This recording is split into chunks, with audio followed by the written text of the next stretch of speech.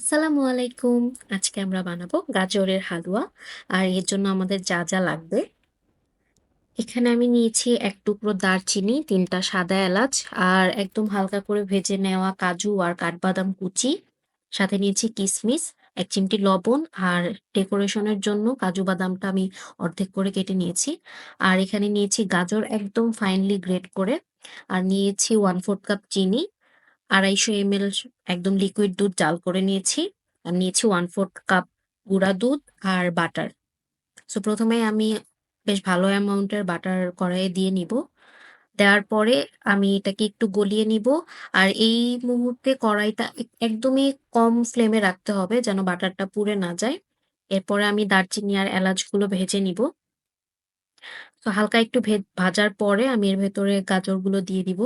কারণ ১ম এ আমরা গাজরটা একটু সময় নিয়ে ভেজে নিবো। এখানে আমি ৪ মিনিটের মতো গাজরটা ভেজে নিয়েছি। গাজরটা ভেজে নেয়ার পরে এর মধ্যে আমি চিনিটা দিয়ে দিব।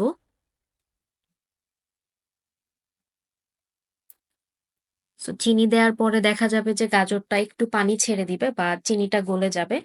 তো সেই পর্যন্ত আমরা এটাকে ভালোভাবে ভেজে নিব। তো অনেকে আ দেখা যায় যে গাজরটা সিদ্ধ করে নেয়। আপনারা ওরকম করতে চাইলে গাজরটাকে আরো বেশি অ্যামাউন্টের ভেজে নিতে হবে। যেন পানিটা শুকায় যায়। তারপরে চিনিটা দিতে হবে। এখান থেকে দেখেন যে গাজরের পানি বের হচ্ছে। এখন আমি একদম শুকনা হওয়া পর্যন্ত এটাকে ভেজে নিব। তারপরে আমি এর ভেতরে লবণ দিয়ে দিচ্ছি। আর লবণ দিয়ে একটু ভেজে নেয়ার পরে আমি এর ভেতরে যে গুঁড়ো করা আমার বাদামগুলো ছিল, বাদাম আর কিশমিশ এগুলো দিয়ে দিব। দেয়ার পরে আমি এটাকে মিনিট ২ এর মতো ভেজে নিব। এখানে আমার চুলার যে আঁচটা এটা মিডিয়াম করা আছে। ভেজে নেয়ার পরে এটা যখন দেখবো একদম শুকনা, শুকনা হয়ে গেছে, এর মধ্যে আমি আমার লিকুইড যে দুধটা এটা দিয়ে দিচ্ছি।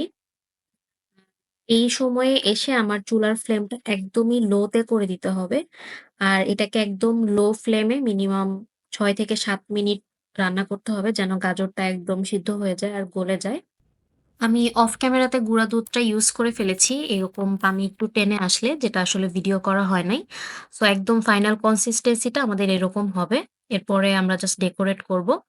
ডেকোরেট করার জন্য আমাদের যে কাজুটা আমরা রেখে দিয়েছিলাম সেটা আর কিশমিশ দিয়ে ডেকোরেট করে ফেলবো। তাহলেই আমাদের গাজরের হালুয়া তৈরি হয়ে যাবে। এটাকে ঠান্ডা করে সার্ভ করলে বেশি মজা লাগে। তাই ফ্রিজে রেখে সার্ভ করলে বেশি ভালো লাগবে খাইতে। এই তো আমাদের গাজরের হালুয়া। আল্লাহ হাফেজ।